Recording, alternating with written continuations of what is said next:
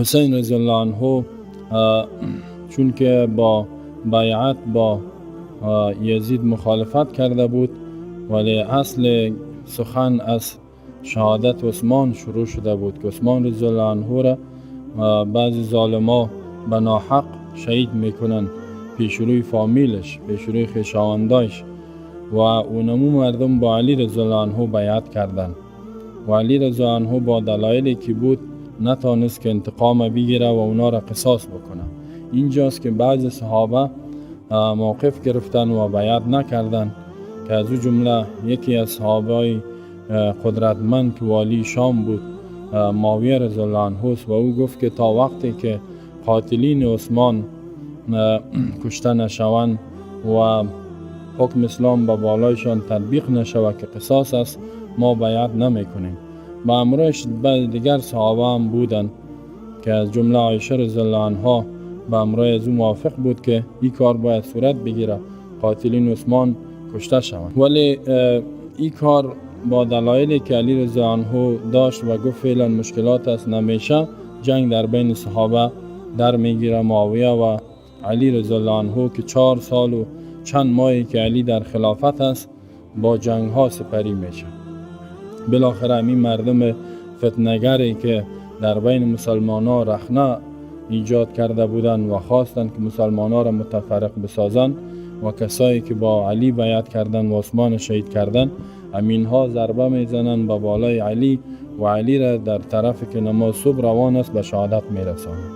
خود همین مردم و حتی یک گروپی که از بین از اینها بیرون میشه، این مردم عراق است و فتنگر عراق که علی رضی الله عنه فکر میکرد که ما خلافت در کوفه انتقال بتم، در بین عراقیا باشم، که کار کرد و فرزندش مخالفت کرده بود امام حسن که کار نکو و پسان پشیمان شد علی و این یک اشتباه خود دانست که من چرا این کار کردم. گفت مردم فتنه جوز، گروپ های مختلف در اینجا است، اطاعت از امیر خدا نمی کنند، در اینجا نرو. ولی خلافت انتقال داد. این خودش یک ضربه بود که با علی رضی الله عنه وارد شده بود که خلافت انتقال کرد در بین فتنگران، که از بین از اونا باز خوارج پیدا شد. علی و معاویه را هر دوش تکفیر کردند و گفتند که اینا حکم و داور تعیین کردند که مشکلات حل کنند، در حالی که اونا در پی صلح بودند. گفتند صلح شود، 1-2 نفر تعیین کردند، ابو موسی اشعری و عمرو بن عاص، که اینا صلح بکنن و هر فیصله که اینا کردن این صحیح است. ولی اینا این باطل پرستا این هر دو را تکفیر کردند. بالاخره تصمیم گرفته بودند، در روایت صحیح میاد که در یک روز علی را هم به شهادت برسانند. امی فتنگرا که بعضشان والله علم که ایمان داشتن یا نه، خب بسیاری ها میگن یهودی هم در بینشان داخل شده بود، علی را در یک روز به شهادت برسانند و در عین روز معاویه را و در عین روز عمرو بن عاص که والی مصر بود، معاویه والی شام بود و در یک روز یا حمله کردند. بالاخره موفق شدند که علی را به شهادت برسانند. معاویه یک بخش وجود خودش فلج شد، در می روز سرش حمله شد. عمرو بن عاص ضربه دید و زخمی شد. یعنی او دو دانه نجات یافتند، ولی با بالای علی اینا موفق شدند که را به شهادت برسانند. بعد از این فتنگرها پیش حسن آمدن. حسن فرزند کلان علی که بعد از او حسین است. حسین گفتیم 1 سال فرق داره با امام حسن و ای را گفتن که ما با امرای تو بیعت میکنیم. بیعت کردن، ولی جنجالا بود و اختلافات وجود داشت. معاویه رضی الله عنه پیشنهاد صلح کرد با حسن که ما صلح بکنیم. بالاخره امام حسن صلح قبول کرد و صلح کرد و همین مردمای عراق میفهمید که اینا کسایی است. یک ضربه یک خنجر امام حسن هم زده بودن، همین خود مردم کوفه و مردم عراق. او میفهمید که این مردم فتنگر است و میخواد که در بین مسلمان ها به نام که ما شیعه اهل بیت هستیم و ما ناصرین اهل بیت هستیم، گروپ اهل بیت هستیم یا هوادارانش هستیم، میخواد مسلمان ها را متفرق بسازد. او از خلافت تنازل کرد، از خلافت تیر شد و خلافت با معاویه تسلیم کرد و بیعت کرد. امام حسین رضی الله عنه مخالفت داشت در اون وقت، ولی به خاطر برادر خود سکوت کرد و بیعت کرد با معاویه. گفتا که معاویه است، ما چیز نمیگیم، بعد از اون میبینیم که کار شورایی میشه یا چی میشه. یعنی امام حسن و حسین اردوش به شورا عقیده داشتن، به این عقیده نداشتن که از جانب بالا اهل بیت مقرر میشه. اگر او گپ می بود خب نباید صلح میکرد.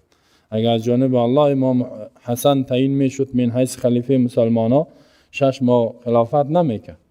زیرا حکم الله مهم است. اگر دورام کشته میشد نباید صلح میکرد، ولی صلح کردگیست و بیعت کرده با معاویه. بعد از اینکه امام حسن وفات میکند با مریضی که عاید حالش شدگیست، بعضیا میگه زهر دادش و یگام تا پرسانم کرده. تو یک روایت میاد که به درجه حسن است که امام حسین گفت تو را کی زهر داده، به ما بگو که ما به امرایش بجنگم.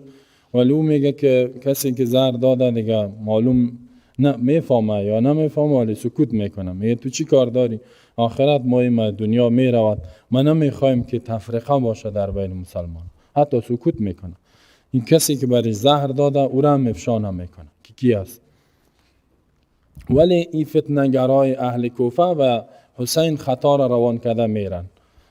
پیش از وفات امام حسن هم خط روان کرده رایستن و بعد از اینکه امام حسن وفات میکنه بعدن میگه این حال خود دیگه وقتی است که از اهل بیت قوی ترینش تو باقی ماندی، بیا که ما امامی نداریم، کلانی نداریم، پشت کسی نماز نمیخوانیم، یعنی بیعت نکردیم ما.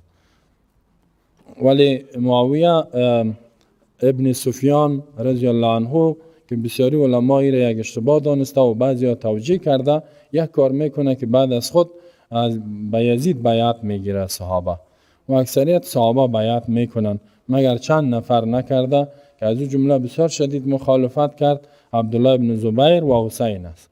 دیگرها اکثریت موافقت کرده بودن و حتی بیعت هم کردن. در اول نکردن پس آن بیعت کردن.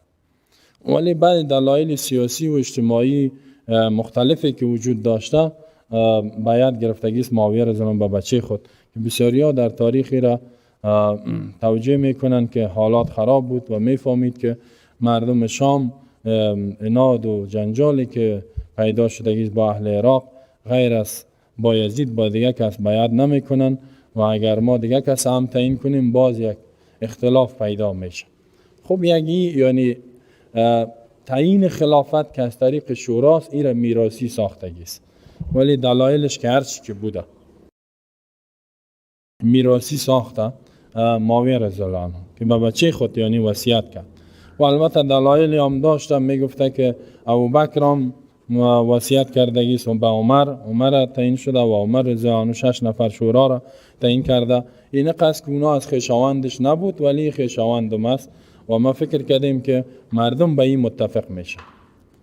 یعنی کدام یک کار ایتونی که کاری که حرام قطعی باشه کدام کاری کرده باشه، یک کار نامطلوب یا مکروه را انجام دادگی است.